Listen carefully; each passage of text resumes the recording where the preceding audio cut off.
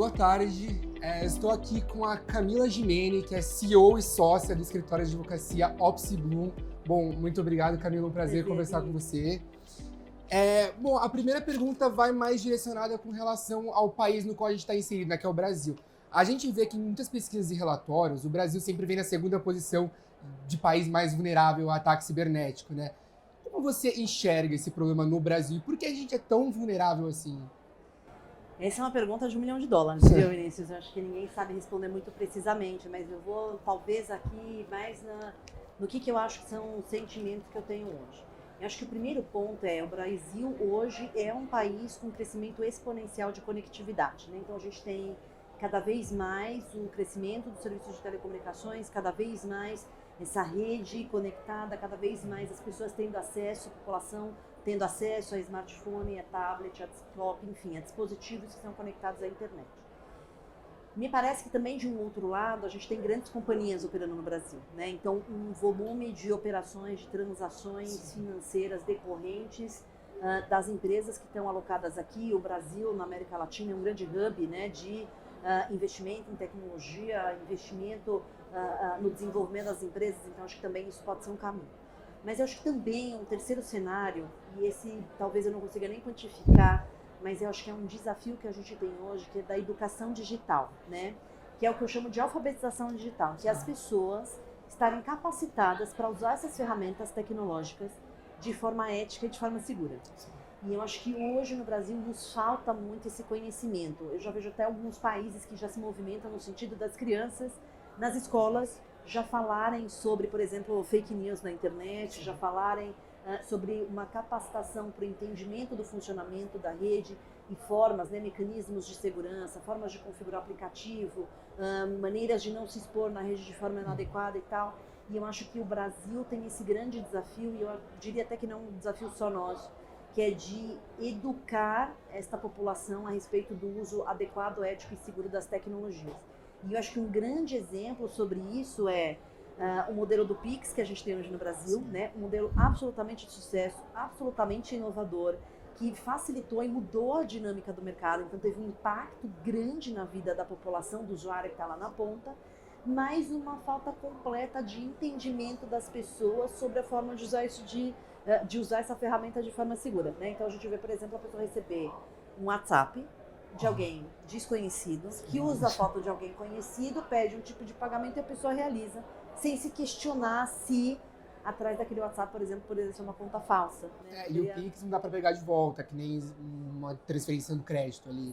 A velocidade é muito rápida, então eu acho que nos falta muito essa alfabetização digital. Existe, Vinícius, um estudo da OCDE que fala sobre essa questão da alfabetização digital, que olhou, acho que para mais de 80 países do mundo, países inclusive mais desenvolvidos, que têm um modelo educacional melhor do que o nosso, e os números são assustadores quando a gente fala desses nativos digitais, né? Porque a grande ideia era que nós, vou falar nós, eu, né? Vinícius, você deve ter nascido nesse século, mas eu que nasci no século passado, né? Que sou uma imigrante no mundo virtual, quer dizer, quando eu nasci isso não existia, eu vim de escolas analógicas, de uma faculdade analógica, de um mercado jurídico analógico.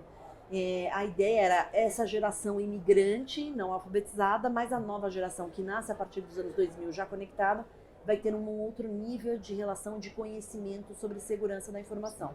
Mas esse estudo revela justamente o contrário, né? Que assim, um percentual gigantesco, quase metade dos jovens no mundo não conseguem ler um conteúdo na internet e identificar, diferenciar, por exemplo, o que é um fato do que é uma opinião.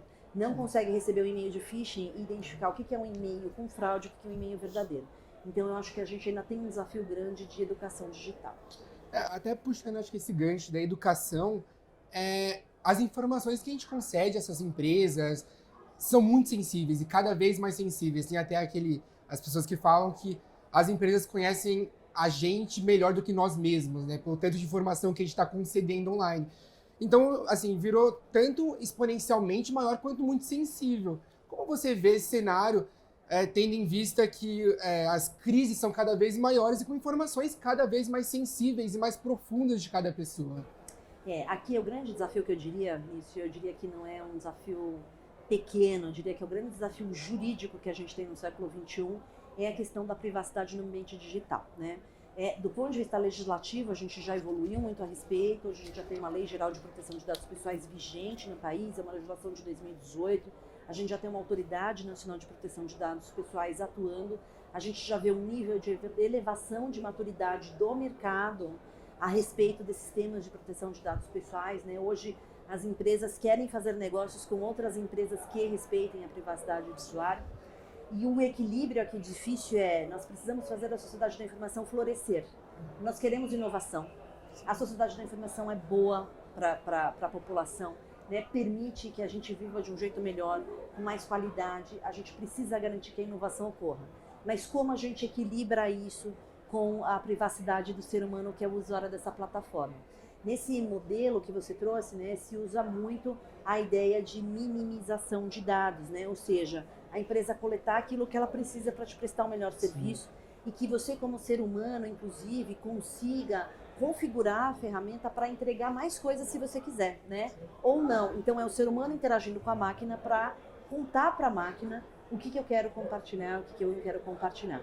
Então, acho que a gente está nesse processo de evolução do nível de maturidade sobre esse assunto, mas eu acho que a gente não pode cair no erro, no equívoco de achar que legislação precisa proibir tudo, né? A gente precisa que a inovação venha, a gente precisa que a tecnologia floresça, mas dentro de determinados limites éticos e legais. Então, até também já puxando esse ponto, como dar o primeiro passo? Como desenvolver um programa, né, para ter respostas rápidas a incidentes cibernéticos? Tanto em grandes empresas, que eu vejo que o movimento já é muito maior, como também em pequenas empresas, né? Pensando que muitas vezes o investimento em tecnologia é relativamente alto. Então, como dar esse primeiro passo para se proteger? Eu acho que o primeiro passo é da consciência, né? Se você não sabe que isso é um risco para o seu negócio, se você não considera esse tipo de exposição, você não vai ter consciência para tomar a decisão do melhor investimento. Sobre segurança da informação, existe, Vinícius, normas técnicas ISO que recomendam as melhores práticas de gestão de segurança da informação, e ela traz, né, vários níveis e vários tipos de controles diferentes.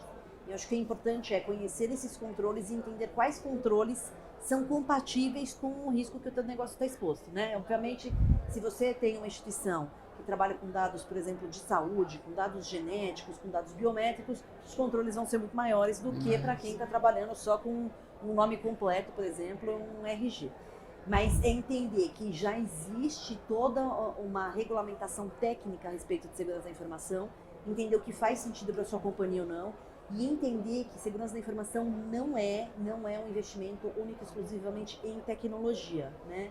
Se as pessoas não estiverem bem capacitadas para operar essa tecnologia, você pode ter as melhores ferramentas do mundo, as mais caras, as mais potentes, mas elas serão burladas por esses seres humanos. Então, acho que o ponto da conscientização desses usuários é muito importante.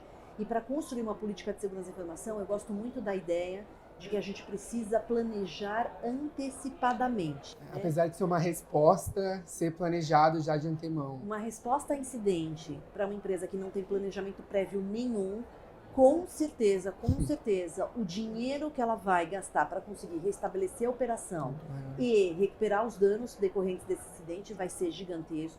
E, de outro lado, os impactos que os seres humanos titulares de dados pessoais vão sofrer serão maiores. Então, eu diria que para construir um plano de resposta a incidente, né, inclusive a LGPD recomenda isso no modelo de governança corporativa, é importante falar isso, né? As pessoas falam muito dos desafios e das dificuldades de LGPD, mas a LGPD traz um capítulo dedicado, né, para boas práticas de governança, e ela recomenda que as empresas tenham um plano de resposta a incidente, porque incidentes vão acontecer.